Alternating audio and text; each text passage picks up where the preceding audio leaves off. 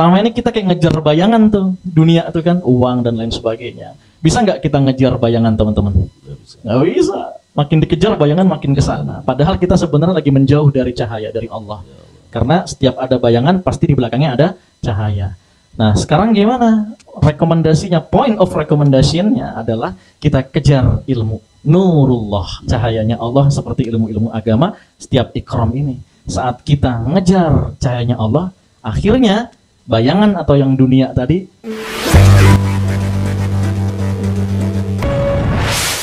Bismillahirrahmanirrahim. Assalamualaikum warahmatullahi wabarakatuh. Magnet rezeki, satu sama terhubung. Titipkanlah kepadaku satu ayatmu yang bisa membuat aku mengetahui rahasia di balik peristiwa ini dan mendapatkan solusi hanya darimu. Al-Fatihah. Bismillahirrahmanirrahim. Wahaikum tahiyatan islamiyatan min indillah. Assalamualaikum warahmatullahi wabarakatuh. Waalaikumsalam warahmatullahi wabarakatuh. Subhanallah bihamdihi adada khalqihi wa ridha nafsihi wa zinata arshihi wa midada karimatihi.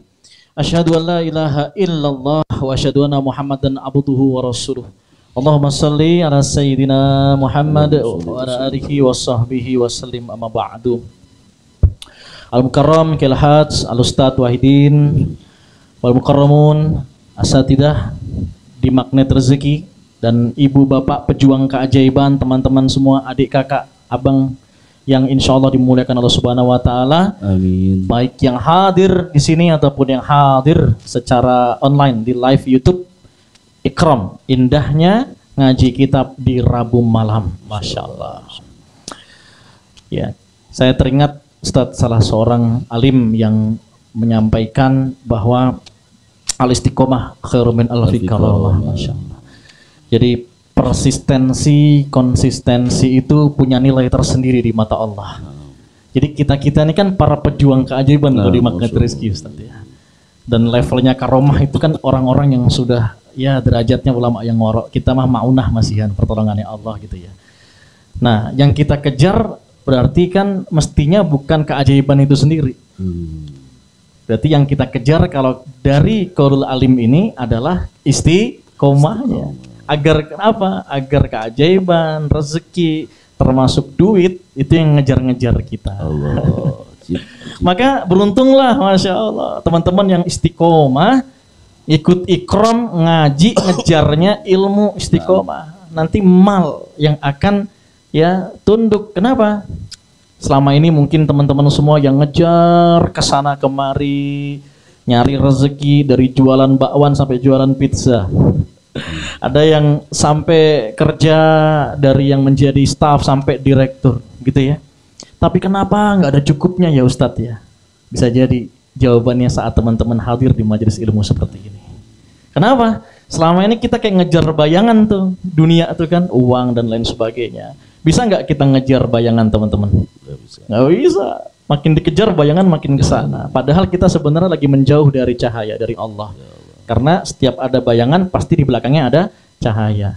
Nah sekarang gimana? Rekomendasinya, point of recommendation-nya adalah kita kejar ilmu. Nurullah, cahayanya Allah seperti ilmu-ilmu agama, setiap ikram ini. Saat kita ngejar cahayanya Allah, akhirnya bayangan atau yang dunia tadi yang akan ngikutin kita sendiri. Allah. Itulah magnet rezeki. Maka masya Allah, meskipun itu baril ghuraba, nggak apa-apa. Beruntung orang-orang yang terasing. Ini kan teman-teman lagi mengasingkan diri ya. Lepas kerja, menyempatkan diri ke sini. Ada yang memaksakan diri, bahkan nggak diizinkan dari sejak sore. Kamu kerjain dulu tugasnya. Wow, tapi dia dengan berjibaku berjuang sampai ke sini. Perjuangannya itu punya nilai tersendiri di mata Allah. Masya Allah. Dan bagi kawan-kawan sahabat semua yang kena mental health-nya di pekerjaan rutinitas harian, ya, teman-teman datang ke Taman Surga hari ini. Apalagi bersama Kiai kita Ustadz Wahidin, kita insya Allah akan melanjutkan kitab ya dalam kitab Syifa Us-Saqim. Ya, sifanya aja udah jelas arti kata dari sehat. Ya. Bukan soal penyakit secara fisik, tapi biasanya kita lebih banyak penyakit secara hati, mental kalau bahasa anak sekarang gitu kan. Mudah-mudahan ya kehadiran teman-teman semua jamaah Ikram ya membawa kedamaian dalam hati, kesejukan saat hatinya baik, jiwanya sudah normal, waras, maka selaras akhirnya dengan doa-doa kita. Sama seperti setiap kita rajin berdoa, Allah sebenarnya sudah pengen kabulkan. Cuman kita fokusnya bukan dengan apa yang harus kita perbaiki. Padahal Allah sudah punya kunnya untuk mengabulkan doa kita. Harusnya fokusnya dengan apa yang perlu kita sembuhkan. Fokusnya dengan apa yang perlu kita perbaiki. Mudah-mudahan majelis ini menjadi sukti dan obat bagi kita semua. Amin. Ya Rabbal Alamin. So, kemarin kita sudah membahas tentang bab apa kemarin ya? Kemarin kita bahas tentang masajid ya. Hari ini masajid. Oh, hari ini masajid. Masya Allah ya. Nah, yang hadir di online boleh sambil ketik namanya, kotanya, asalnya dari mana, lalu katakan hadir atau hadirah bagi yang akhwat ya. Nah, Oke. Nah, nanti kita akan mulai sedikit atas apa yang sudah disampaikan kemarin ya, bridging lanjutnya terkait dengan masajid Ustaz ya. Baik. Teman-teman semua, Bapak Ibu, Abang Kakak sekalian yang disayang Allah Subhanahu wa taala, mari kita mulai kajian kita di Ikram ini dengan selawat atas Nabi dan membaca basmalah. Allahumma shalli ala sayyidina Muhammad wa ala alihi wasallam. Bismillahirrahmanirrahim. Pada Ustaz Wahidin, falyatafaddal mashkuran. Syukran Ustaz. Bismillahirrahmanirrahim. Assalamualaikum warahmatullahi wabarakatuh. Waalaikumsalam warahmatullahi wabarakatuh. Alhamdulillahirabbil alamin. Allahumma shalli wa sallim ala sayyidina Muhammad wa ala ali sayyidina Muhammad.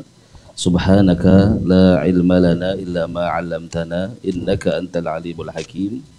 Rabbi shrah li sadri wa yassir li amri wahlul 'uqdatam min lisani yafqahu qawli. Dustur ya Rasulullah, amma ba'd. Sehat semua Bapak? Sehat Pak? Ibu sehat? Ada yang sedang sakit? Sehat semuanya? Bahagia semuanya? Ada yang sedang sedih? Galau? Punya utang enggak? Ada yang punya utang? Hari ini ada yang ditagih utang enggak? Enggak ada, alhamdulillah. Tapi utang ada. Masalah ada masalah. Punya masalah yang datang, ada yang punya masalah? Enggak punya masalah? Hebat sekali enggak punya masalah Ustaz. Luar biasa. Saya mau tuh enggak punya masalah seperti itu ya. Ya Allah. Saya yakin semua ahlan wa sahlan guru kita. Masya Allah. Izin satu. Saya yakin pasti yang datang semuanya punya masalah ya. Punya kan masalah pasti. Bahasa mereka nggak punya masalah, itu persoalan. Oh persoalan. Ya Malaysia nih. Ya, pasti punya persoalan, pasti punya hajat ya. Dan yang pasti ini yang datang semuanya punya dosa. Betul nggak? Punya dosa kan? Jangan dijawab deh, kelihatan dosanya pada nongol semuanya tuh. Ya, jadi kita sepakat semua yang hadir mempunyai dosa, semua yang hadir mempunyai persoalan, semua yang hadir pun mempunyai impian, mempunyai doa, keinginan. Nah, Bapak dan Ibu, solusi yang paling hebat, paling tepat, paling cepat adalah hadir di majelis ilmu. Itu paling luar biasa. Bapak dan Ibu mau sholat, lalu kemudian mau berdoa, mau bertobat, sholat banyak banget syaratnya. Betul tidak? Harus khusyuk, tepat waktu, harus fokus, minta gitu. Ya, dan gak boleh ngantuk. Bapak Ibu sholat ngantuk terus minta doa, ya orang sholatnya ngantuk gimana gitu. Ya nggak boleh ngantuk, nggak boleh sambil nyemil gitu ya. Saya lihat kan di belakang masih ada yang nyemil tuh, ya orang ngajinya udah mulai masih nyemil aja ya kan. Nggak boleh kalau sholat. Ya, tapi kalau duduk di majelis ilmu sambil ngantuk boleh, ya sambil ngobrol boleh, sambil nyemil boleh, Sambil minum boleh, tapi semuanya itu tidak sama sekali mengurangi pahala-pahala yang Allah akan berikan. Orang yang duduk di majelis ilmu berdiri nanti akan diampunkan dosanya oleh Allah. Ibu nggak yakin saya doakan habis ngaji mati ntar kelihatan. Mau nggak? Rasulullah udah janjikan orang yang duduk di majelis ilmu dia niat hanya karena Allah, duduk hanya karena Allah, kemudian menghilangkan kebodohan, maka dosa akan diampunkan oleh Allah Subhanahu wa taala. Itu sudah pasti. Kemudian yang kedua, hajat dikabulkan oleh Allah. Doa diijabah oleh Allah. Makanya saat kita duduk di majelis ilmu banyak-banyak doa. Jangan banyak-banyak nguap. Ini banyak-banyak nguap, baru assalamualaikum sudah nguap 3 kali. Ya, banyakin doa, minta ya Allah tadi subhanallah. Adik-adik kita, anak-anak kita doa tadi luar biasa itu sholawat. Ya Arhamar Rahimin itu. Siapa orang yang berdoa dengan membawa nama ya Arhamar Rahimin, ya Arhamar Rahimin, ya Arhamar Rahimin, malu Allah untuk tidak mengijabah doa hamba tersebut sebelum tangannya diturunkan. Allah. Ada seorang wanita datang kepada Nabi Allah Musa alaihissalam, minta agar diberikan anak. Musa tolong mintakan kepada Allah agar hamba dikasih anak gitu. Kebetulan udah nikah belum punya anak gitu. Ya. Akhirnya Nabi Musa minta kepada Allah, ya Rob, di luar ini ada tamuku, umatku, dia minta agar diberikan anak. Kata Allah, ya Musa, sudah ditulis dalam takdirnya bahwa wanita ini tidak akan pernah mempunyai anak. Allah yang berbicara gitu. Keluarlah Nabi Musa, disampaikan kepada wanita ini, dengar yang bilang itu Allah berkata tidak akan punya anak, kira-kira perasaannya bagaimana? Hancur, Allah sedih gitu. Dia sedih mendapatkan jawaban dari Nabi Allah Musa alaihissalam. Akhirnya dia berpamit, menguatkan dirinya, dia pamitan sama Nabi Musa, pulang ini wanita. 1 tahun kemudian wanita ini datang lagi kepada Nabi Musa alaihissalam. Dia bawa bayi yang sedang menyusu gitu. Dibawa kepada Nabi Musa. Nabi Musa kaget, anak siapa? Anak siapa ini ibu? Anak saya Musa. Engkau yang melahirkan, aku yang melahirkan. Bukankah engkau wanita yang tempo hari minta agar diberikan anak dan Allah jawabkan tidak? Iya betul, tapi ini anakku Musa. Nabi Musa malah bingung. Nabi Musa bingung gitu. Gimana sih? Kata Allah nggak kasih anak, tapi ini ada anak gitu. Dia yang salah mana, perempuan apa Allah gitu. Bingung Nabi Musa kan. Karena Musa juga kalimullah. Kalimullah mujizatnya Nabi Musa gitu kan. Sebagai perantara hamba-hambanya, enak banget. Ya setelah itu Nabi Musa masuk ke mihrab. Ya Rob, bagaimana ini ya Allah? Aku dibuat bingung ya Allah. Ya, engkau katakan setahun yang lalu ini wanita tidak akan punya anak. Tiba-tiba ini ibu datang bawa anak. Dia bilang anak kandungnya. Dia yang melahirkannya. Kata Nabi Allah, kata Allah Subhanahu wa taala, apa kata Allah? Ya Musa, memang benar ini perempuan tidak akan pernah punya anak. Tapi bagaimana aku bisa setiap kali wanita itu berdoa ya Arhamar Rahimin, ya Arhamar Rahimin, ya Arhamar Rahimin, dia selalu memanggil namaku, memuji-mujiku ya Arhamar Rahimin, maka aku telah bersumpah aku malu kalau ada hambaku berdoa dengan menyebut ya Arhamar Rahimin lalu aku tidak mengijabah doanya sebelum tangannya diturunkan. Masya Allah. Ya Arhamar Rahimin. Ya Arhamar Rahimin. Ya, jadi kalau doa ya Arhamar Rahimin, ya Arhamar Rahimin, ya Arhamar, ya Allah. Maka itu pasti dijabah oleh Allah Subhanahu wa taala sesuai dengan tingkat keyakinan kita kepada Allah Subhanahu wa taala. Apapun yang kita minta. Itu anak Ustaz ya. Yang jelas sudah ditetapkan tidak ada dalam apalagi kalau cuma jodoh ya. Oh Allah, jodoh lagi bayar utang ya Allah, tunggakan kredit motor ya Allah, gak gampang, sangat mudah bagi Allah Subhanahu wa taala. Nah, Bapak dan Ibu, hani'an lakum, selamat untuk kita semuanya ya yang hingga detik ini masih dibimbing oleh Allah untuk duduk di majelis kebaikan, taman-taman surganya Allah Subhanahu wa taala. Saat ini mudah-mudahan kita duduk di dunia bersama, suatu hari nanti kita akan duduk di surganya Allah Subhanahu wa taala bersama guru-guru magnet rezeki tentunya, dan juga guru kita Ustaz Nasrullah ya. Oh ya, doakan juga beliau saat ini sedang kontrol ya. Doakan mudah-mudahan dalam keadaan sehat walafiat. Ya, selalu diberikan manfaat ilmunya, sehatkan badannya ya. Amin ya rabbal alamin. Nah, hari ini kita akan sedikit mengkaji tentang masjid. Ya, karena tema kita, hadis kita dalam kitab Syifa'us Saqim ini jatuh di hadis yang ke-12. Di hadis yang ke-12 qala al-muallif rahimahullahu adama nafa' bi ulumihi wa ulumikum fid dharain amin radhiyallahu anhu ankum qala an-nabiy sallallahu alaihi wasallam ahabbul biladi ilallahi masajiduha wa abghadul biladi ilallahi aswaquha. Rawahu Muslim. Bersabda Nabi sallallahu alaihi wasallam, ahabbul bilad ilallah, tempat yang paling dicintai oleh Allah Subhanahu wa taala, masajiduha, yaitu masjid-masjidnya. Tempat yang paling dicintai oleh Allah Subhanahu wa taala di muka bumi ini adalah masjid-masjid. Masajid jamak masjid. Wa abghadul bilad ilallahi aswaquha. Tempat yang paling Allah enggak senang, Allah benci, yaitu pasar-pasar yang ada di muka bumi. Jelas, Bu? Ibu jelas? Apaan? Pasar. Tempat yang Allah paling gak seneng apa?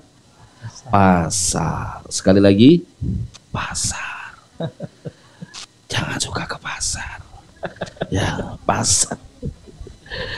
Ini hadis jawaban dari sahabat sebetulnya. Suatu hari sahabat bertanya kepada Rasulullah, ya Rasul, di muka bumi ini tempat yang Allah gak demen apa sih? Sama tempat yang paling Allah cintai di muka bumi apa sih? Gitu. Rasulullah tidak langsung menjawab. Rasulullah bilang, tunggu saya tanya, saya nggak tahu gitu. Sebentar saya tanya Jibril dulu. Sulah adab itu, akhlaknya Nabi Muhammad tuh. Ya, Nabi Muhammad ditanya sama umatnya, seorang Nabi ditanya oleh umatnya, tidak langsung menjawab. Dia tidak tahu. Ya, tapi dia tidak langsung menjawab sebegitu saja. Dia bilang, tunggu dulu, saya tanya malaikat Jibril. Lalu Nabi Muhammad panggil malaikat Jibril. Oh, kalau ini beneran Nabi Muhammad bertemu dengan malaikat Jibril ini beneran, manggil malaikat Jibril, didatangin malaikat Jibril beneran. Ini sekarang lagi ada orang ngaku-ngaku dialog sama malaikat Jibril ya. Ya, malaikat Jibril semua dia yang ngatur, lari terbirit-birit. Allah, jangan diikutin ya. Tahu gitu ya? Ya udah jangan deh. Ini benar. Akhirnya Nabi Muhammad tanya sama malaikat Jibril, ya Jibril, mahabbul bilad ilallah. Malaikat Jibril pun tidak langsung menjawab. Tunggu dulu ya Muhammad, saya akan bertanya dulu kepada Allah. Jadi ini hadis adalah jawaban atau perkataan langsung dari Allah Subhanahu wa taala. Bukan lagi malaikat Jibril, bukan lagi Nabi Muhammad. Hadis yang tadi kita baca bersama-sama, ahabbul biladi ilallahi masajiduha. Tempat yang paling dicintai oleh Allah di muka bumi adalah masjid-masjid. Ini ucapan, bukan ucapannya Nabi Muhammad, bukan ucapannya malaikat Jibril, namun Allah langsung yang menyampaikannya saat ditanya oleh malaikat Jibril. Nabi Muhammad ditanya oleh umatnya, oleh sahabat. Lalu Nabi Muhammad bilang, tunggu dulu, saya tanya Jibril. Jibril ditanya oleh Nabi Muhammad. Lalu malaikat Jibril bilang apa? Tunggu dulu, saya akan tanya Allah. Lalu malaikat Jibril tanya kepada Allah. Allah kasih jawaban, ahabbul bilad ilallahi masajiduha. Kata Allah, masjid adalah tempat yang paling Allah cintai. Artinya, masjid-masjid yang kita jumpai saat ini, dimanapun, dengan berbagai macam bentuknya, itu adalah tempat yang paling Allah cintai dan Allah sendiri yang mengucapkannya. Keistimewaan yang pertama yang tidak bisa dipungkiri, bahwa masjid dengan apapun bentuknya, dimanapun, dia adalah tempat yang paling istimewa, yang paling dicintai oleh Allah Subhanahu wa taala. Kenapa? Kenapa? Karena di dalam masjid itu didirikan atau dilangsungkan zikrullah. Karena di tempat-tempat itulah disebut-sebut asma Allah Subhanahu wa taala, dan juga tempat berkumpulnya para malaikat-malaikat Allah Subhanahu wa taala. Masjid. Lalu kenapa pasar itu kok tempat yang paling dibenci sama Allah? Tapi zaman sekarang malah rapian pasar ya. Dan ramean pasar zaman sekarang ini. Masya Allah. Lihat deh. 24 jam pasar tuh rame itu. Enggak berhenti. Ditambah online. Ditambah online. Check out semua di sana. Allah. Kenapa? Karena pasar itu tempat orang-orang yang banyak orang yang lalai kepada Allah yang pertama. Orang kalau dari pasar udah banyak lalainya. Di situ terjadi penipuan, di situ terjadi kebohongan, ya. Barang belum pernah ditawar, dibilang udah ditawar. Berapa ini? 10 ribu, boleh nggak 5 ribu? Barusan ditawar 9 ribu saya nggak kasih. Padahal tuh barang gak ada yang megang. Dari pertama buka, bohong lagi, ya Allah. Penipuan lagi. Nah, luar biasa. Nah, ini yang pertama. Kemudian masjid. Yang kedua, masjid itu mempunyai posisi yang mulia di muka bumi ini selain tadi firman Allah. Yang kedua, dari kisahnya Nabi Muhammad SAW saat beliau berhijrah dari kota Mekah menuju Madinah, pertama kali yang beliau lakukan adalah binayatul masjid, membangun masjid. Pertama kali saat Nabi sampai, Nabi nggak mikirin rumahnya beliau, nggak mikirin kos-kosan, nggak mikirin kontrakan, nggak mikirin kendaraan. Yang dipikirkan pertama kali beliau membangun rumahnya, membangun Baitullah, rumah Allah. Yaitu di mana, Ustaz? Yang pernah umrah nih, masjid yang pertama kali dibangun oleh Nabi Muhammad, masjid apa? Masjid apa? Yang hafal boleh pulang duluan. Enak kan? Dikasih buah. Masjid Quba. Ya, Ibu boleh. Quba. Ya, siapa masjid, yang jawab Ustaz? Masjid Quba. Boleh pulang duluan ya. Boleh pulang duluan. Ya, Masjid Quba. Masjid Quba itu masjid yang pertama kali dibangun oleh Nabi, dan dibangun dengan tangan dan tenaganya sendiri Nabi Muhammad SAW. Nabi sendiri yang meletakkan batu pertamanya. Nabi sendiri, setelah itu Sayyidina Abu Bakar, Sayyidina Umar, teman-teman, sampai beliau membangun dalam usia 50 sampai 52 tahun kurang lebihnya, beliau bangun itu Masjid Quba dalam keadaan sepuh, ya. Jadi beliau membangun tidak hanya dengan hartanya juga, tapi dengan tenaganya juga. Ini pelajaran buat kita.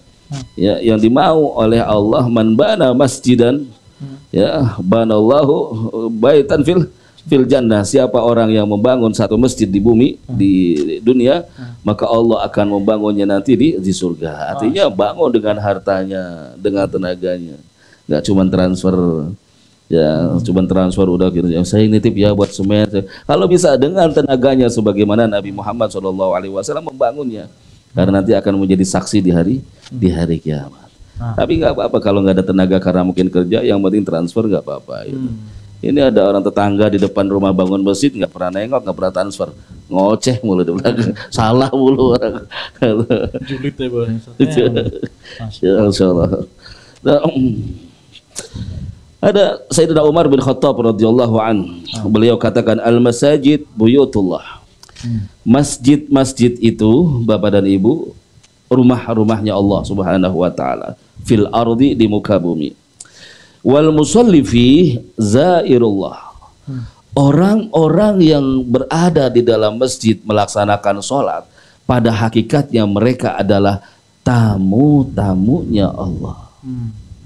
Wa haqqun 'alal mazur an yukrima zairahu. Maka kewajiban pemilik itu rumah untuk memuliakan orang-orang yang menziarahinya atau tamu-tamunya.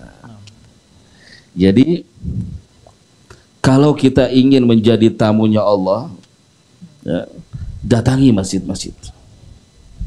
datangi masjid-masjid kapan saja.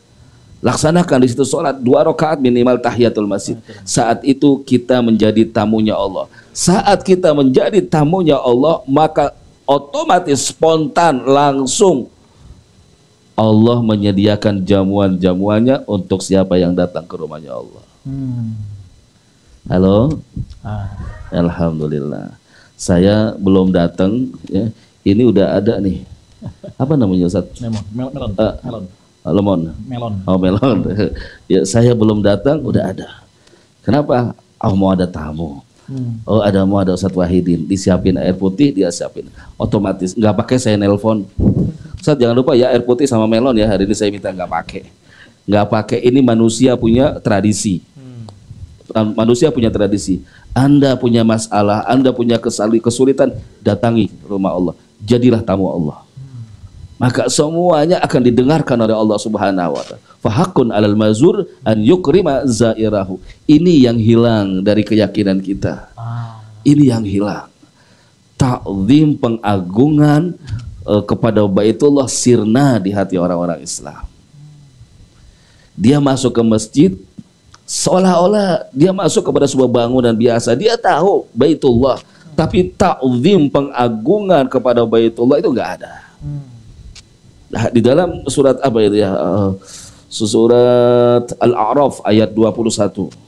Ya, itu Allah menegaskan siapa orang yang mau datang ke masjid khudhu zinatakum inda kulli masjidin. Allah mengingatkan, ya, ambil perhiasanmu, atau artinya berhiaslah engkau, rapihlah engkau, indahlah engkau, harumlah engkau, ta'zimlah engkau saat engkau akan memasuki Baitullah, rumah-rumahnya Allah. Mengapa? Karena kita akan masuk ke rumahnya Allah yang memiliki kehidupan, yang mengatur semua kehidupan. Tapi kita tidak ada ta'zimnya kepada rumahnya Allah Subhanahu wa taala. Ya. Saya datang ke rumah ibu gitu. Main nyelonong aja, buka gerbang, langsung masuk aja. Ketok-ketok nggak dibukain, saya buka pintu gitu, langsung ke dapur, nyomot, buka kulkas, ngambil isi kulkas, saya makan. Kira-kira sopan nggak? Sopan nggak Bu? Dipentung nggak tuh? Dipentung siapa nih gitu? Ya nggak sopan. Nah, Baitullah, rumahnya Allah Subhanahu wa taala, ini punya etika-etika dan punya kemuliaan yang luar biasa. Ini yang akan kita bahas satu-satu. Ya, diawali dari perkataan Sayyidina Umar bin Khattab radhiyallahu anhu. Ya, yang harus kita tanamkan. Kita ingat baik-baik. Saat saya masuk ke masjid, berarti saya sedang bertamu kepada Allah. Maka saat saya sedang menjadi tamunya Allah, berarti saat itu saya sedang diistimewakan. Saat saya sudah berada di dalam, berarti ada etika yang harus diutamakan. Setelah itu baru Allah akan menyiapkan hidangan-hidangannya.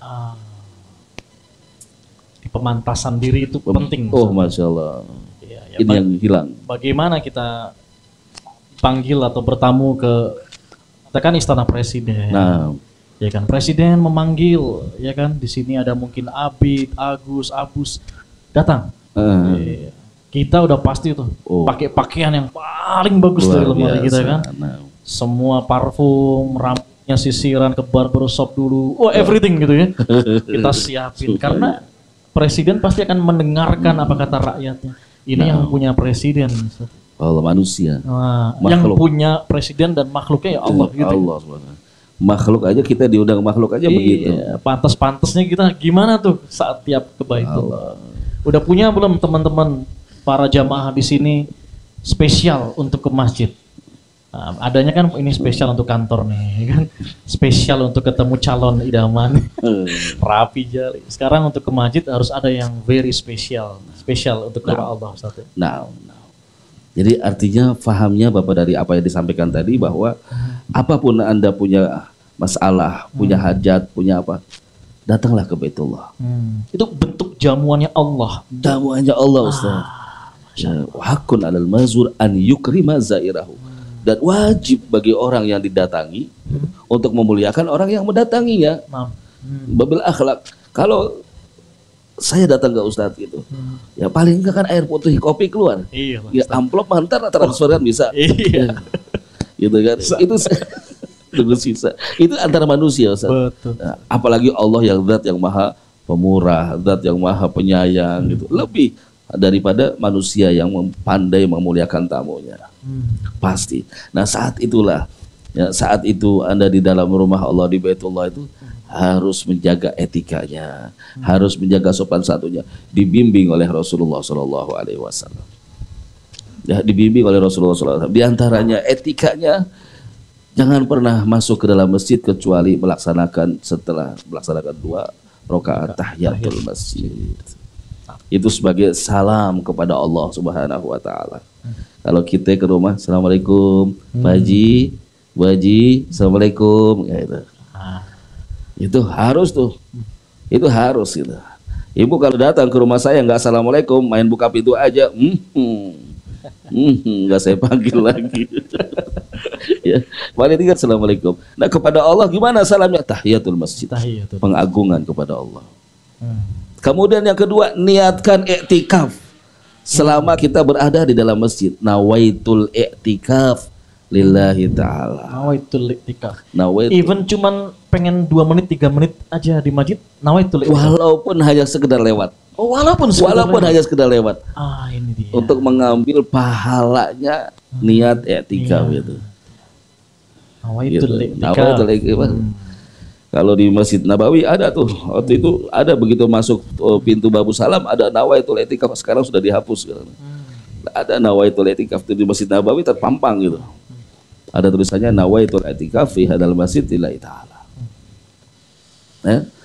Kemudian hal-hal yang perlu dihindari agar kita ini dimuliakan oleh Allah menjadi tamunya, jangan pernah berbicara urusan dunia di dalam masjid. Jangan pernah.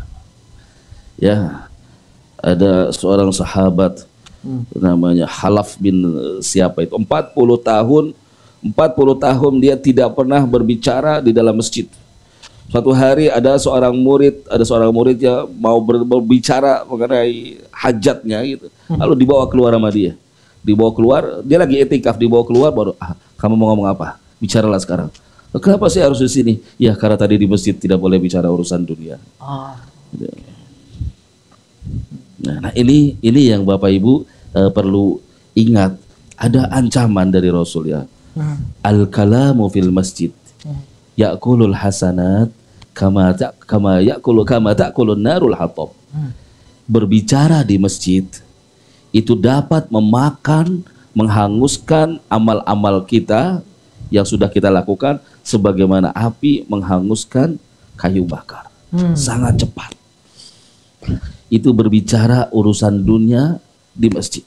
Dan ini banyak sekali dilalaikan hadis ini. Bukan dia nggak tahu, dia tahu dari kecil bahwa dia nggak boleh ngobrol di masjid urusan dunia. Dia tahu, tapi dia masih aja berbicara. Ini yang harus dihindarkan. Jangan pernah berbicara urusan dunia di masjid.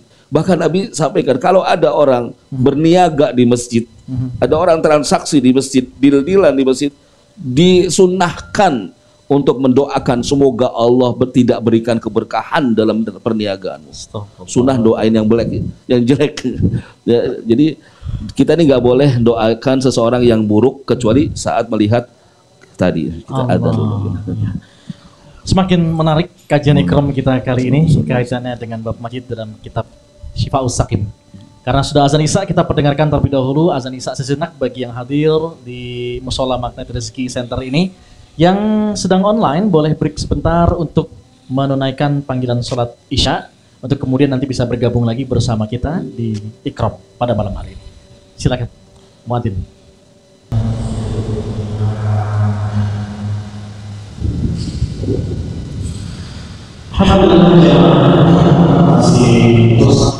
Di Magnet Rezeki TV dalam live ikram bersama dengan para jamaah di sini di Magnet Rezeki Center. Alhamdulillah kita masih bersama dengan guru kita Haji Wahidin bersama dengan para asatid di sini, ada Ustadz Nur Salim, Ustadz Ali Murtada.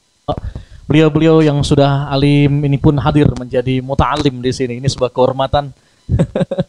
Masya Allah. Bagaimana dengan kita penimba-penimba ilmu agama yang haus akan spiritual seperti ini ya? Subhanallah. Ini kesyukuran bagi kita semua. Mudah-mudahan dengan doa keberkahan dari guru-guru kita ini ya dimanapun berada, insya Allah kita dekat dalam doa dan insya Allah kita nanti berteman sampai surga. Amin ya rabbal alamin. Tadi sudah kita bahas tentang hadis, di mana hadis ini ya sesuai dengan yang apa disampaikan oleh Kiai Wahidin tadi, menjelaskan tentang di mana tempat yang sangat dicintai oleh Allah ataupun yang sangat dan yang tidak disukai oleh Allah. Ya, dan yang sangat disukai tentu adalah masajidallah. Dan ini adalah jawaban langsung dari Allah melalui Jibril kepada Nabi Muhammad SAW. Tadi Ustadz Wahidin juga bicara tentang satu masjid yang dibangun pertama kali Rasulullah. Di mana? Masjid Kuba. Ya, masjidnya tampak sederhana. Ya, bagi teman-teman yang sudah pernah berangkat umrah ataupun haji, insya Allah pasti menziarahinya. Karena ya betul-betul punya fadilah yang luar biasa. Saat kita berwudu dari hotel atau dari tempat kita bermukim, punya wudunya ditahan sampai ke masjid sana kita sholat 2 rakaat, itu pahalanya seperti umroh Ustaz ya bahkan ya. Masya Allah. Jadi itu saking punya keutamaannya di masjid, di sholat di masjid, tempat di mana masjid itu pertama kali didirikan oleh Rasulullah ya. Jadi di sini kira-kira siapa yang setelah ini bukan hanya ingin memakmurkan masjid, ta'zim setiap kali datang ke masjid dengan baju dan pakaian terbaiknya. Saya yakin di sini pada termotivasi juga untuk membangun masjid. Benar atau benar banget? Yang pengen dimudahkan oleh Allah, diberikan kekayaan rezeki untuk bangun masjid, katakan saya. Yang online katakan saya. Coba ketik di komen yang hadir di sini juga. Bismillahirrahmanirrahim. Ya Allah, dengan hadirnya kami di Ikram ini, saya ingin bangun masjid. Bernama masjid apa? Nah, coba jadi proyeksi, jadi LOP deh ya. Masjid siapa misalkan? Mainah. Wow, spesial untuk istrinya Pak Agus gitu kan. Masjid siapa lagi? Al Murtada. Wah, Masya Allah. Nah, itu coba ya, ada yang pakai nama orang tuanya Ustadz ya, pengen beramal atas nama orang tuanya. Kenapa enggak? Karena tadi Ustadz sampaikan, oh ya, membangun masjid ini luar biasa pahalanya ya Ustadz.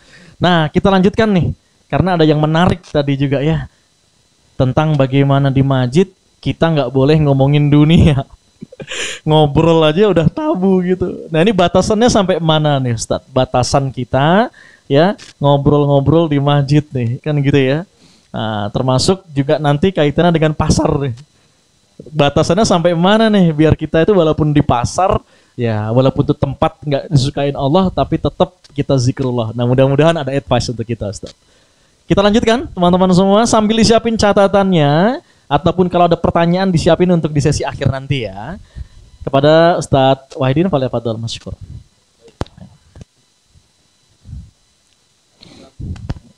Cek coba. Cek. Al-Imam Al-Hasan Al-Basri, beliau mengatakan muhurul ain kansul masajid wa imaratuha. Mas kawinnya bidadari, Bang. Mas kawinnya bidadari itu murah banget ternyata. Mau tahu nggak ternyata? Mas kawinnya bidadari itu apa? Nyapu masjid. Oh. Orang yang senang nyapu masjid dikawinin sama bidadari. Wah, cocok nih. Gimana Ustaz? Tapi ini khusus bapak, nggak usah ngomong ibu-ibu, nggak usah. Jangan, tolong please jangan ngomong ibu-ibu. Ini khusus bapak-bapak aja ya. Jangan sampai ibu-ibu tahu. Bahaya banget kalau ibu-ibu tahu nih. Ya kenapa? Karena bapak habis ini bakal nyapu masjid mulu. Ya subhanallah, nyapu masjid gitu. Wa imaratuha, dan menghidupkannya. Karena tadi Ustaz bilang memakmurkan masjid. Orang yang memakmurkan masjid itu nanti akan dinikahkan dengan bidadari gitu. Kalau ibu nggak perlu lah. Kalau ibu nanti menjadi ahli surga, jadi pimpinannya bidadari. Jadi nyapu rumah aja. Oh, nyapu rumah aja. Pas suaminya nyapu masjid. Wah. Ada apa? Tapi ada kisah ya, seorang nenek-nenek. Ini nenek-nenek udah tua. Nenek-nenek ini udah tua. Berarti nggak ngantuk berarti. Ada nenek-nenek udah tua, ngantuk dari gajinya. Nenek-nenek ini udah tua. Dia ini kerjaannya setiap pagi sebelum Rasulullah keluar dari rumahnya, itu beliau tuh membersihkan masjid dan menyalakan lentera di masjid.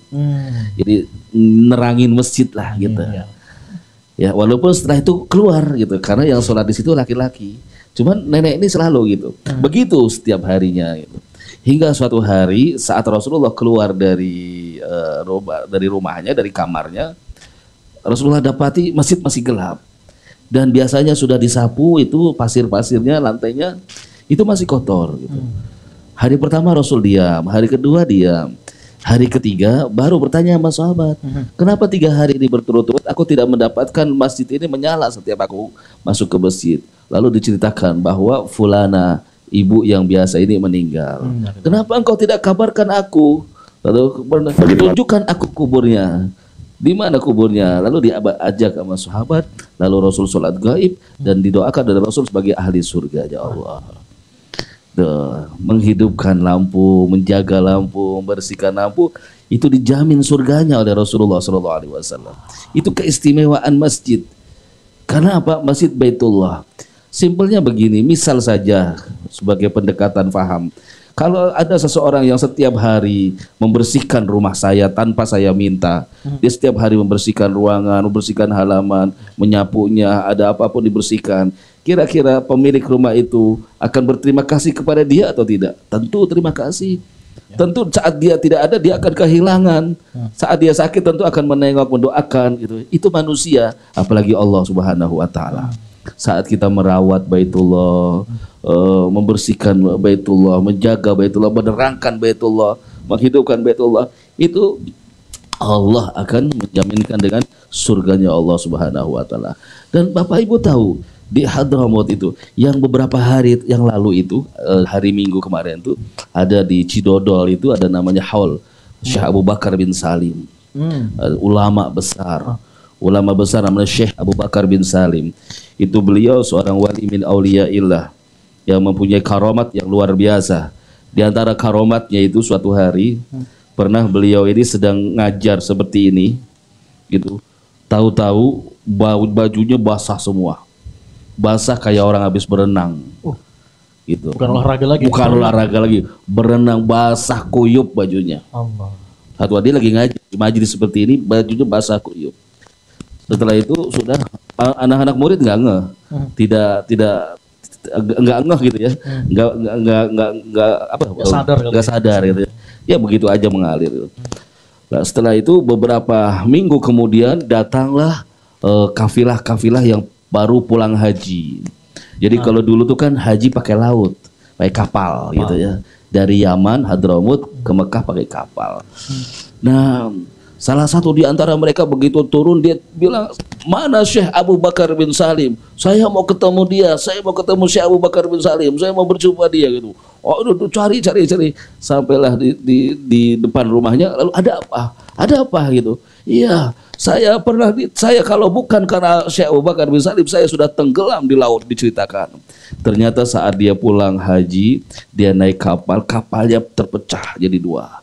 Hancur jadi 2, semua tenggelam kecuali satu orang ini, dia sambil berusaha megang kayu gitu, ya Syekh Abu Bakar bin Salim, ya Syekh Abu Bakar, teriak-teriak ya darkah ya Syekh Abu Bakar bin Salim, darkah ya Syekh Abu Bakar. Tiba-tiba datang itu seorang manusia ya, dengan izin Allah dia bantu itu orang yang dibantu, dinaikkan ke kapal itu, ke kapal yang masih utuh, dia jalan habis itu. Ya, setelah itu baru dia ingat, oh pantas. Beberapa minggu yang lalu saat beliau sedang mengajar, tiba-tiba bajunya basah. Allah. Ternyata dia baru membantu orang yang tenggelam di lautan. Ada karomah. Karomah ini kelebihan yang Allah berikan kepada seorang hamba di luar nalar manusia karena kemuliaan kedudukannya di sisi Allah. Ini diberikan kepada para wali. Kalau para anbiya namanya mukjizat. Gitu ya, dan ini juga harus kita yakini bahwa karomah itu ada ya pada seorang wali kekasihnya Allah Subhanahu wa taala.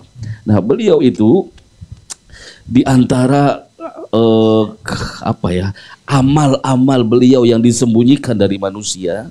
Beliau tuh setiap malam sebelum menjelang subuh, sebelum subuh itu beliau selalu mengisi bak kamar mandi Masjid Ba'alawi. Ada di Hadramaut, namanya Masjid Ba'alawi. Itu masjid tua, itu berkumpul di situ orang-orang sholat subuh ramai gitu.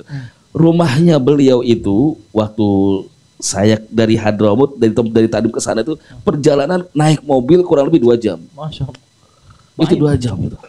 Nah itu beliau setiap malam isi bak air mandinya sama Masjid Ba'alawi itu dengan pikul itu dari rumahnya menuju masjid. Allah. Tidak ada yang tahu. Cuman setiap pagi di musim dingin itu selalu di Masjid Ba'alawi itu selalu ada bercak-bercak darah gitu. Bercak darah yang orang nggak tahu itu darah siapa. Ketahuannya adalah setelah beliau wafat.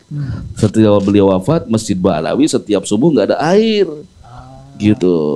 Dan ditelusuri lah tuh bercak darah dan ternyata sampailah ke daerah namanya Inat. Daerah Inat. Di situ di Inat tuh baru dicari siapa, ternyata dari rumahnya Syekh Abu Bakar bin Salim. Kemudian diceritakan oleh keluarganya. Itu amalan-amalan orang dulu untuk meraih surganya Allah. Dia pengen masuk surga, dia rela tengah malam bawa air ngisi baknya air mandi karena pengen benar-benar surga gitu. Pengen benar-benar masuk surga gitu.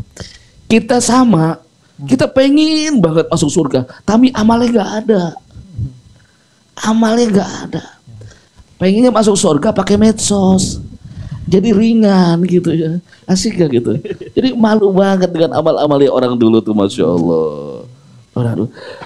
Orang dulu pengarang ini kitab Habib Muhammad bin Abdullah Al-Haddar, Abi Abdullah bin Muhammad Al-Haddar, ya. Abi Muhammad Al-Haddar, beliau itu seumur hidup loh, tidak pernah tertinggal takbiratul ihram sama imam di masjid. Allah.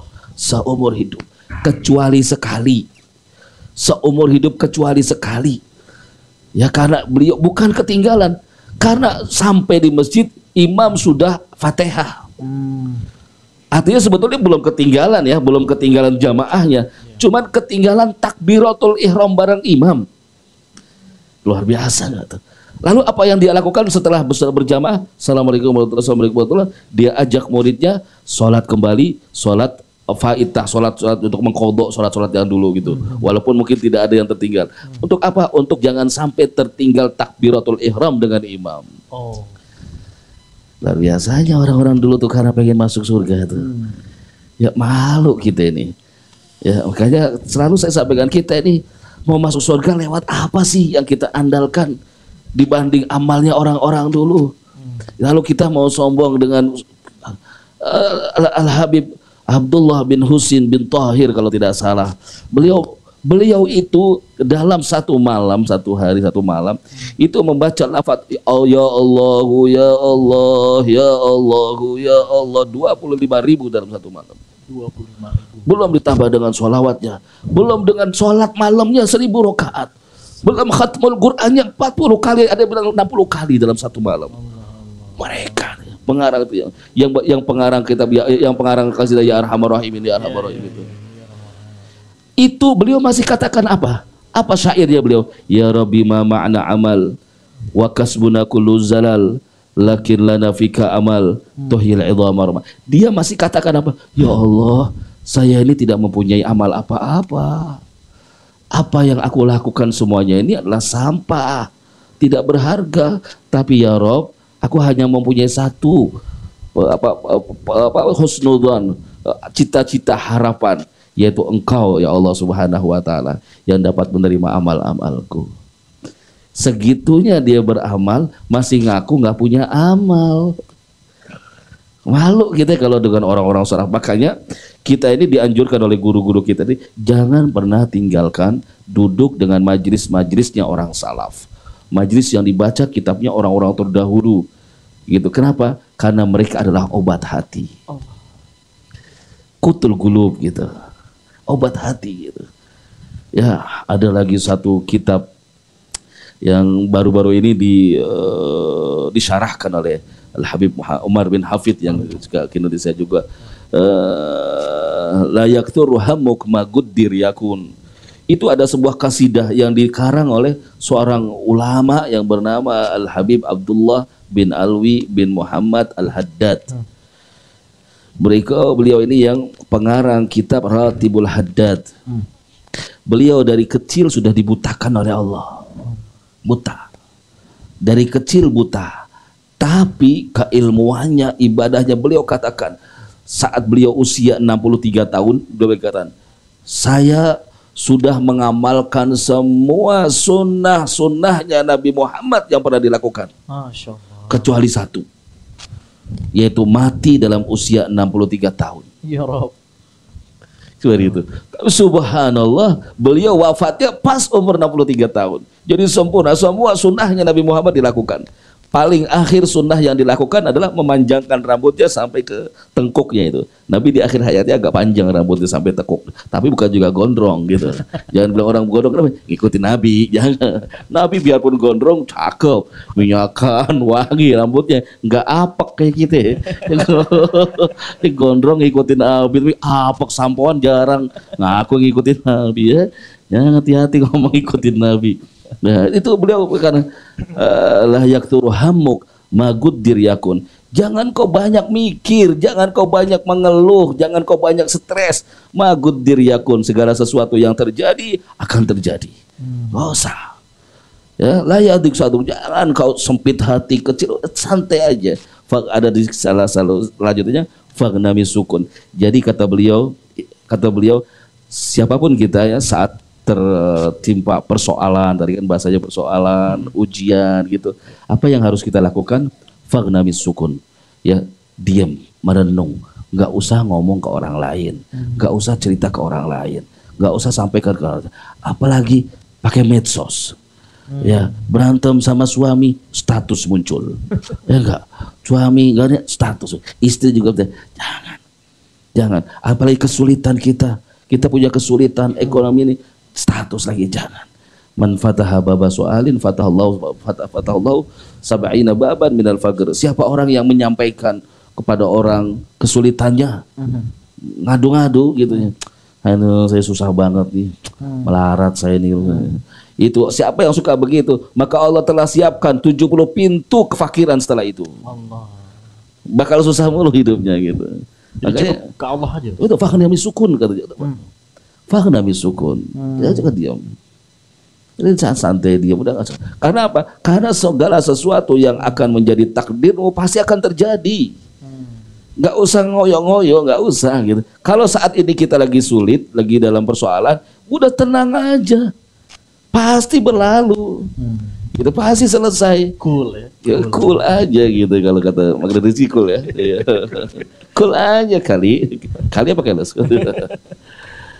Kata begitu ya. Nah, jadi tadi tahu kan maharnya bidadari?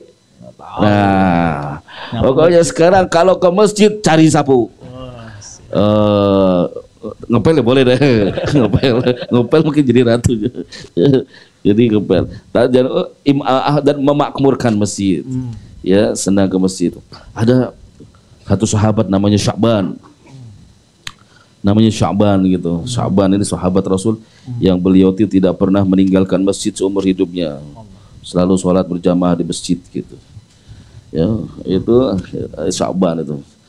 Saya ceritanya agak saru-saru gitu ya. Ingat Sya'ban. Nah, beliau itu dalam keadaan perjalanan beliau saat beliau itu meninggal, Rasulullah kehilangan Sya'ban. Di mana Sya'ban gitu. Lalu Sya'ban meninggal ya Rasulullah. Di mana rumahnya? Tunjukkan aku ke rumahnya. Itulah Rasulullah itu cintanya sama umatnya. Ya selalu perhatian kepada sahabat-sahabatnya dalam keadaan sakit.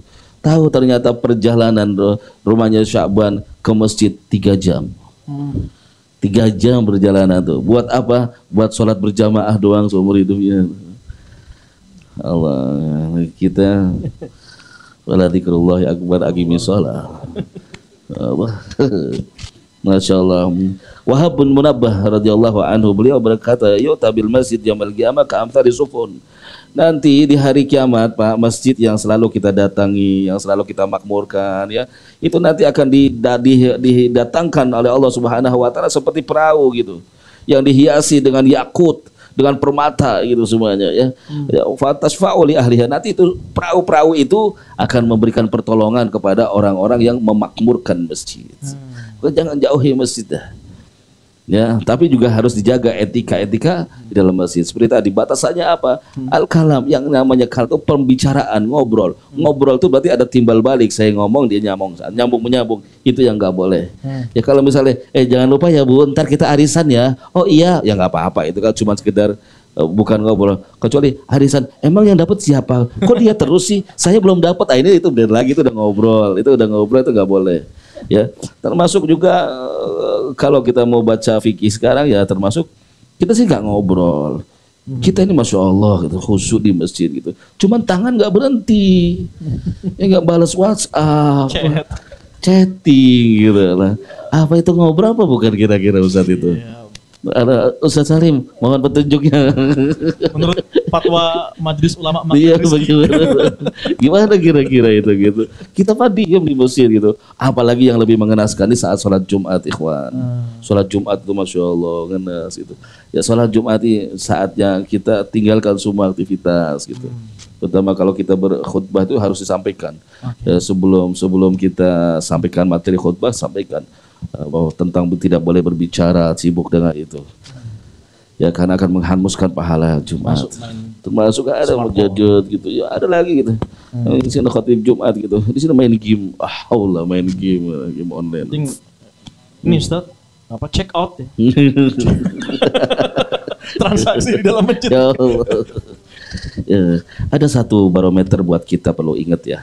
Kita ini termasuk orang yang beriman atau tidak. Ya, ini barometer. Kita ini termasuk orang beriman atau orang munafik. Ya, ada disampaikan lah hadis al-munafiqu fil masjid qat-tayri fil qafas. Orang munafik yang berada di masjid seperti burung di dalam sangkar, gelisah, nggak tenang.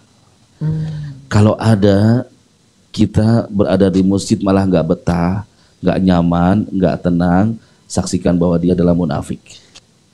Allah. Sebaliknya, kita ini kok senang di masjid, tenang gitu, nyaman, adem, itu orang yang beriman kepada Allah Subhanahu wa taala. Simple. Ya, simple. Mau lihat ya. Dan itu nggak bisa dibikin-bikin. Oh, saya mah tenang, nggak bisa.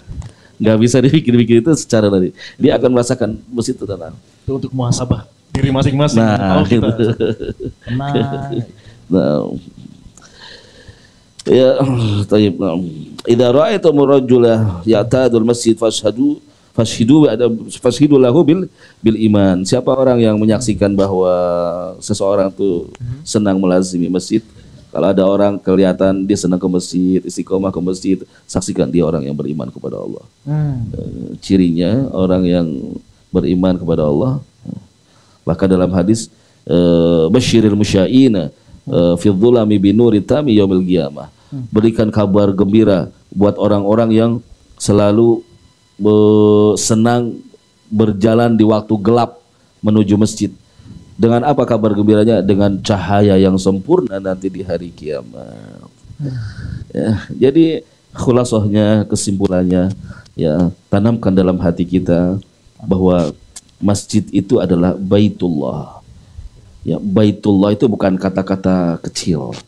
Rumahnya Allah. Ya. Yang kedua, siapapun kita saat kita masuk ke dalam masjid, berarti saat itu kita adalah tamunya Allah.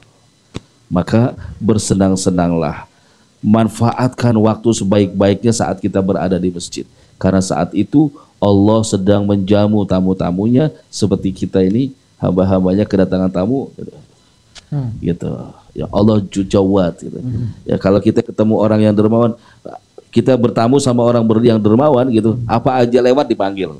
Bakso ya, bakso lagi. Somai ya, somai lagi. Ini yang Itu kalau yang ketemu yang dermawan. Kalau yang pelit nggak keluar walaupun air putih. Begitu mau pamitan, sebentar lagi dibikinin kopi, itu udah 2 jam ngobrolnya. Curhat sedikit. Terus hati suka begitu ya Allah. Begitu kopinya mana cepetan udah mau pamit baru sebentar bikin kopi, enggak, udah buru halus gitu ya. Ya, jadi manfaatkan betul-betul saat kita berada di Baitullah. Jangan ngantuk, jangan bicara. Karena saat itu Allah sedang dermawan sekali, menjamu tamu-tamunya. Minta sama Allah Subhanahu wa taala semua apa aja. Jangan ragukan saat kita berada di masjid. Masalahnya adalah kita ini kurang takdim sama masjid gitu loh, dan kurang paham banget kedudukan masjid gitu. Sehingga saat kita masuk ke masjid, ya layaknya seperti masuk kantor gitu ya, seperti masuk kantor biasa atau toko gitu, sehingga masuk ya udah rebahan, duduk main handphone, tiduran gitu, dengerin ini. Kenapa dia tidak tahu rumah siapa yang sedang kau duduki saat itu, siapa yang menatapmu saat itu gitu, siapa yang sedang menyaksikanmu saat itu? Allah, pemilik itu rumah Baitullah. Masya Allah. Ini kan wilayahnya di field. Nah, Kita jangankan di masjid di sini, ya sering kalinya ini introspeksi diri kan, sampai ke masjid Nabawi, Masjidil Haram. Kita sering kali masih aja kan. Jadi itu ngobrol baiknya, adabnya, apalagi sampai ke Haramain, itu udah kita off dulu kali. Masuk, simpan dulu. Stop zikrullah. Meski cuma ngobrol tadi itu ada konsekuensinya. Ya lah, ngeri serem. Pada hadisnya jelas sekali. Masya Allah, Masya Allah. Masya Allah. Kalau soal pasar, sedikit kita masih ada waktu sekitar 5 menit. Kalau soal pasar, sampai Allah bisa dikatakan menghakimi ya, itu adalah tempat bilad yang sangat tidak disukai oleh Allah Subhanahu wa taala. Nah, bagaimana kita memposisikan diri nih Ustaz, katakan sebagai seorang pedagang? Ada etikanya. Semua itu Rasulullah selalu berikan petunjuk. Rasulullah selalu memberikan keselamatan saat seseorang gitu. Memang benar pasar itu syarrul biqa, paling jeleknya tempat di situ. Bahkan Rasulullah menyarankan kita ini dimakruhkan berlama-lama di pasar. Makruh hukumnya, lama-lama gitu. Kalau bisa kita masuk pasar, ambil hajat kita langsung pergi. Gitu. Nah, sekarang tuh masalahnya pasar dibikin nyaman. Mall itu masalahnya. Siapa aja? Hatta Ustadz. Ustadz kalau udah kena mall, aduh. Akhir zaman itu dikatakan oleh Imam Suyuti dalam kitabnya Asyratus Sa'ah. Imam Suyuti bilang di antara tanda-tanda kiamat Ustadz ya, tagarubul aswaq. Pasar ini deket-deketan sekarang ini. Iya, pasar. Sini Indomaret, sini udah Alfa. Apalagi sini ada apa lagi tuh? Ya, pasar udah deket-dekat. Ini mall ini mall ini. Gitu. Ini udah tanda-tanda kiamat. Dan kita ini senang, dibikin nyaman itu. Belum ada place, lebih deket lagi. Belum ada itu lagi, ya Allah. Ya, nah, jadi kita ini dianjurkan untuk jangan berlama-lama. Kalau memang masuk pasar ada doanya, ada masuk kaki kiri dulu masuk gitu. Itu ada cara-caranya, semua etikanya di situ. Dan di situ juga disunnahkan kita baca surat apa namanya Allahu la ilaha illallah, ayat kursi semuanya itu. Kenapa? Untuk menghindar semua dari syarrun nas wa syarrun semuanya. Kejahatan semua ada di pasar itu, penipuan semuanya, kebohongan, kejujuran, ketidakjujuran semua ada masuk. Gitu.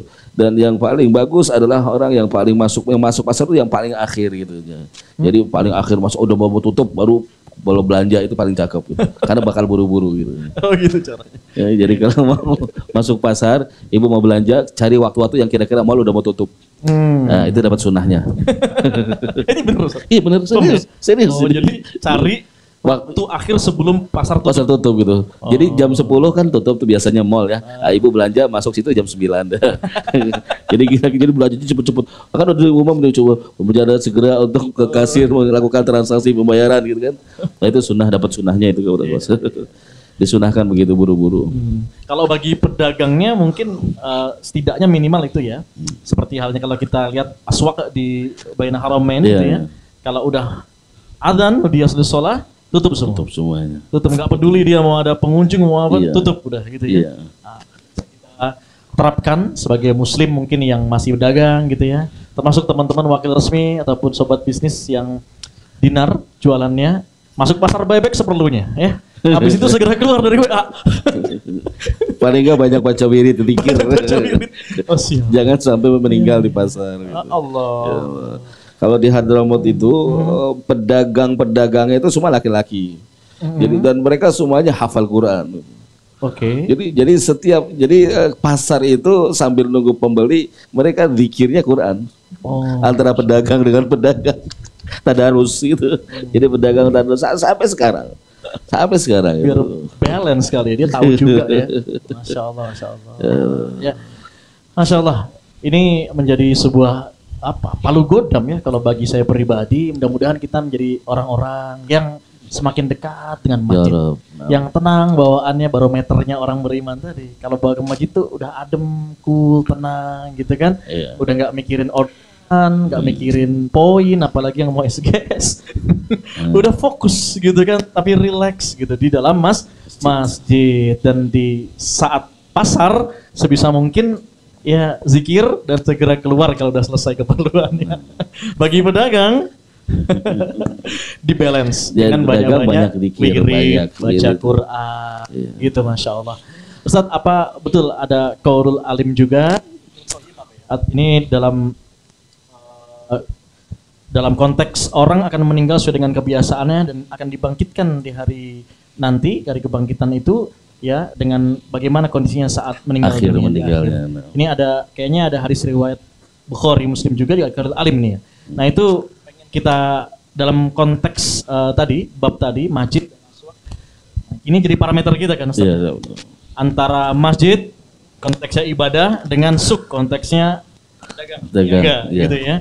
Berarti ini point of order untuk kita lebih banyaknya suka di mana gitu. Wow. Gimana Ustaz itu? Lebih banyak. Tadi pagi atau kemarin malam ya, Nah. saya ada buka satu video. Ada seorang ibu ya, dia meninggal saat di majelis taklim dan dia sedang memimpin bacaan tahlil atau apa gitu ya. Ya. Dan cakepnya itu dia meninggal pas wa ilahukum ilahu wahid, langsung dia rubah. Allah. Jadi pas wa ilahukum ilahun wahid. Jadi kematian kita ini kita yang menentukan. Ciptakan akhir hayatmu sesuai dengan keinginanmu. Siapa orang yang pengen meninggalnya dalam membaca Al-Quran, maka dari sekarang perbanyaklah Al-Quran. Siapa orang yang pengen meninggalnya dalam keadaan di majelis ilmu, maka senang-senanglah hadir majelis ilmu.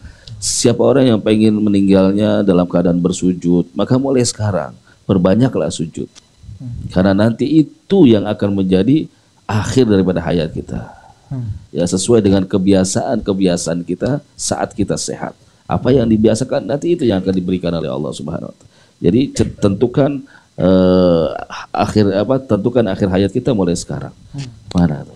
Ya, ya. Kalau ada planning, ini juga harus ada husnul khotimah planning. Nah, sul khatimah apa ini? Nah, Allah. Baik, sebelum kita akan tutup, mungkin ada dari jamaah Ikram yang hadir di sini ataupun yang online untuk bertanya, dipersilahkan. Nah, silakan. Mau pakai mic atau bagaimana? betul. Dibantu tolong mic-nya. Mau bertanya? Boleh sebutkan namanya, asalnya, pertanyaannya singkat padat. Nah. Tafadhol. Assalamualaikum warahmatullahi wabarakatuh. Waalaikumsalam warahmatullahi Saya wabarakatuh. Sugeng Pak Ustadz, Nah, ya masukkan. bertanya terkait dengan adab di masjid tadi yang tahiyatul masjid, Pak. Jadi kadangkala sering terjadi pada waktu misal kayak waktu-waktu subuh atau asar ya. Kadang kita ketinggalan udah azan, udah qomat lah ya. Karena memang ada beberapa hal bisa terjadi. Terus nggak sempet sholat tahiyatul masjid.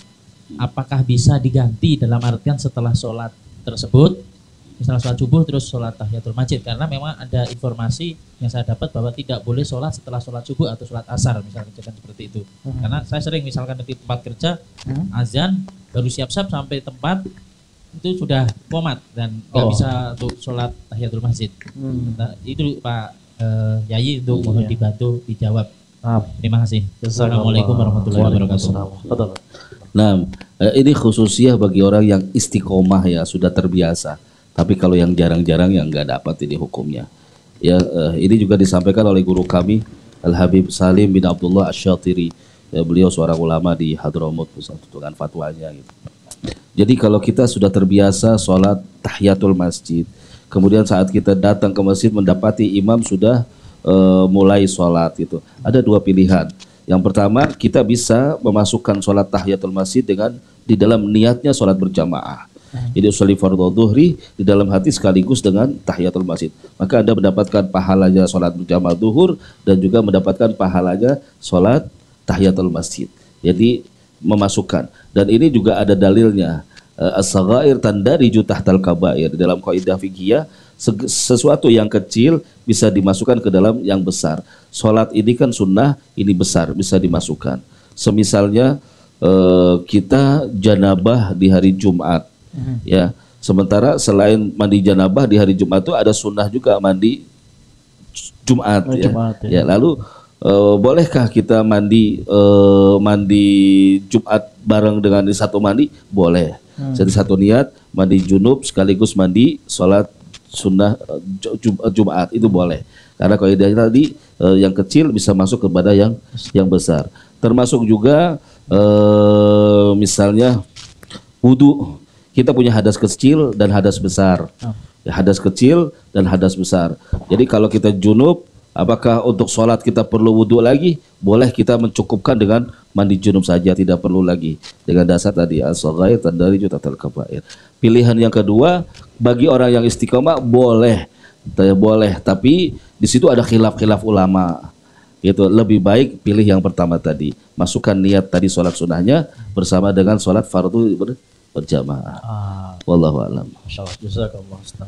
Ini ada pertanyaan di online di YouTube ya. Bagaimana dengan pendapat bahwa wanita lebih baik sholat di rumah Ustaz, termasuk nikah di masjid itu gimana Ustaz? Kan ada yang akan nikah di masjid. Padahal Ustaz.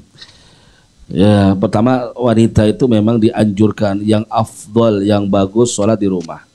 Kalau memang dia diharuskan ke masjid, semisal sholat Idul Fitri atau sholat taraweh, disunnahkan di shaf paling akhir. Jadi khairu shufufin nisa akhiruha. Shaf yang paling baik buat wanita shaf paling akhir, bukan paling depan. Tapi kalau laki-laki shaf paling bagus adalah paling depan kalau laki-laki. Kalau perempuan paling akhir. Gitu, dengan berbagai macam syarat-syaratnya, tidak boleh berhias dan sebagainya. Nah, kalau wanita yang afdal memang sholat di rumah, tidak diizinkan sholat di masjid, kecuali ya semisal belajar gitu, atau ingin melaksanakan sholat tasbih, atau ingin melaksanakan kajian atau sholat gerhana, itu pun harus izin dengan suami dan tanpa dengan tabarruj dan berhias. Lalu itu wanita jadi yang bagus sholatnya di rumah, apapun itu bentuk sholatnya, kecuali dua sholat tadi itu ada Idul Fitri, itu pun di shaf yang paling belakang. Bagaimana wanita saat dihadirkan di dalam pernikahan, akad nikah dan itu di masjid gitu. Sebetulnya wanita itu sama sekali mutlak tidak boleh disandingkan di depan laki-laki bukan muhrimnya. Itu hukum yang sebetulnya. Saat menikah, perempuan pestanya perempuan, pestanya dengan perempuan, nggak ada laki-laki di situ gitu. Cukup di sini wali cukup si wanita memberikan izin kepada wali, setelah izin udah situ wali sama calon suami, penghulu, dua saksi, sudah situ selesai, situ ya sudah selesai. Ya, kalau memang biasanya kalau ulama-ulama kita nih yang masih memegang syariat betul-betul dalam akdu nikah, karena akdu nikah ini mempengaruhi masa depan mereka berdua dan anak keturunannya. Ya, kalau akdu nikahnya itu benar, maka rumah tangganya pun akan benar. Kalau akdu nikahnya sudah tercampur dengan kemunkaran, maka akan banyak masalah dalam rumah tangganya. Ya, jadi mereka itu setelah akdu nikah, udah selesai akdu nikah, doa semua, udah makan-makan yang laki-laki. Gitu, yang laki-laki. Nah yang perempuan sudah ada kamar khusus. Mereka berpesta, bersenang-senang dengan perempuan semuanya dan tidak ada laki-laki satupun. Ya, kecuali nanti setelah itu, setelah akdu nikah, laki-lakinya dibawa bertemu dengan perempuannya tadi, dengan istrinya. Itu akdu nikah yang memang murni masih mau menjunjung nilai-nilai syariat yang betul. Ya, biar tidak ikhtilat di Tidak dalam ada masjid. istilah gitu. Tapi kalau sekarang ini kan sudah menjadi tradisi gitu ya. Ya, ada juga Jaga-jaganya itu Iya. ya. Al-adah muhakamah Ustaz. Muhakamah. Panjang lagi nih Ustaz. Panjang Kita lagi. baca Qawaidul Fikih ya. Tapi terakhir Ustaz, ini ada pertanyaan yang bagus sebenarnya. Ya, kenapa tadi di Masjidil Haram kan banyak yang berdoa cita-cita ya atau hajat-hajat dunianya. Sedangkan tadi ada bahasan di masjid boleh bawa dunia gitu kan. Nah, ini menarik nih. Saya lanjut dengan yang kedua ini pertanyaannya. Kan konteksnya juga dengan bawa dunia di masjid ini. Ya, kalau ada penjual atau bahkan marbotnya gitu Ustaz. Dagang tapi nggak di dalam masjidnya, di pelatarannya gitu kan. Ya mungkin parfum, buku-buku agama ya dagang lah, ini tetap aja dagang konteksnya. Luar masjid, pelataran gitu gimana Ustaz? Nah, ada dua pertanyaan bagus terakhir. Ya antara doa itu beda. Doa itu adalah sebuah ungkapan permohonan seorang hamba kepada Tuhannya. Apapun bentuknya silahkan. Apapun yang diminta bebas. Ya mau urusan dunia, mau urusan akhirat, mau urusan anak, mau urusan istri, itu kan semuanya bebas gitu. Diperbolehkan di mana saja. Sedetail-detailnya boleh gitu ya. Sampai detail gitu. Ya Allah, saya punya hutang sama si Fatimah. Rumahnya di Gang Selon, RT 4, RW nomor 12, rumahnya itu nggak ada. Boleh gitu, detail doa boleh gitu. Cuman buang-buang waktu gitu ya. Kayak Allah nggak tahu gitu ya. Allah lebih tahu dari kita gitu. Kalau doa bebas. Cuman yang nggak boleh itu kan berbicara, ngobrol. Ini yang nggak boleh ngobrol gitu. Kalau ngomong sendiri nggak apa-apa. Gimana? Kamu laku dagangnya? Nggak apa-apa. Paling dibilang orang gila emang dasar ya.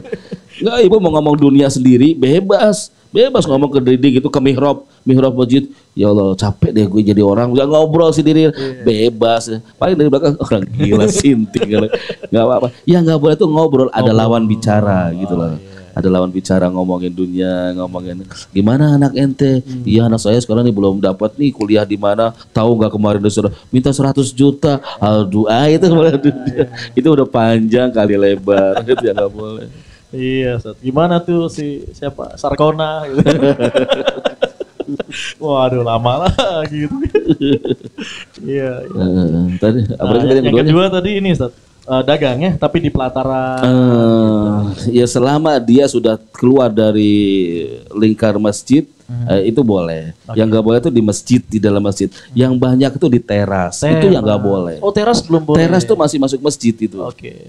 Teras itu yang di samping itu masih ada atapnya masjid, itu nggak boleh. Kata udah nggak boleh, kecuali kalau sudah keluar dari atap ke sana gitu. Apalagi panitia sudah memberikan lokasi tempat dagang-dagang. Bagus lagi gitu ya. Itu boleh gitu kan. Biasanya kalau masjid-masjid yang modern yang maju kan sudah ada kios-kios kecil, boleh. Tapi kalau ada banyak sekarang masjid-masjid gitu jual minyak wangi, parfum, gahrus itu boleh kamu datang. Mudah-mudahan gak berkah ya Pak Haji ya, dagangannya boleh gitu. Boleh asal berani disambit aja. Tapi itu sekali-sekali boleh gitu. Mengamalkan sunnah dan mengingatkan orang dari lalaian gitu. Sunnahnya itu. Ya kan yang paling berat itu kan gaulul haq. Gaulul haq oleh karena Iya, menyampaikan yang benar walaupun itu pahit. Memang tidak mudah. Mudah-mudahan kita diberikan kekuatan, kesabaran Allah Subhanahu wa taala dalam kebenaran dan menyampaikan kebenaran dengan cara yang benar. Jazakumullah khair jaza Ustadzuna Kiai Wahidin. Terima kasih, mudah-mudahan Allah Subhanahu wa taala memberikan kesehatan, keberkahan, rezeki bagi beliau, kekuatan juga untuk mensiarkan agama ini dengan sebaik-baiknya yang menjadi anfa'u linnas. Amin ya rabbal alamin. Bapak Ibu, teman-teman semua, jamaah Ikram baik yang di live ataupun yang berada di sini, terima kasih telah terus membersamai kita dalam Ikram Rabu malam ya. Terus istiqomah karena Allah mencintai orang yang istiqomah di dalam jalannya. Dan anak-anak santri terima kasih juga telah memeriahkan dengan salawat-salawatnya yang menarik dan merdu sekali. Terakhir mari kita tutup majelis kita dengan bersama membaca Quran surat Al-Asr. Bismillahirrahmanirrahim. Wal 'asr Innal insana insana lafi lafi khusr khusr. illal ladzina amanu wa 'amilus solihati wa tawassaw bis sabr. Subhanakallahumma wa bihamdika asyhadu an la ilaha illa anta astaghfiruka wa atubu ilaik. Saya Abu mohon izin undur diri, sampai jumpa di Ikram akan datang. Assalamualaikum warahmatullahi wabarakatuh. Waalaikumsalam warahmatullahi wabarakatuh.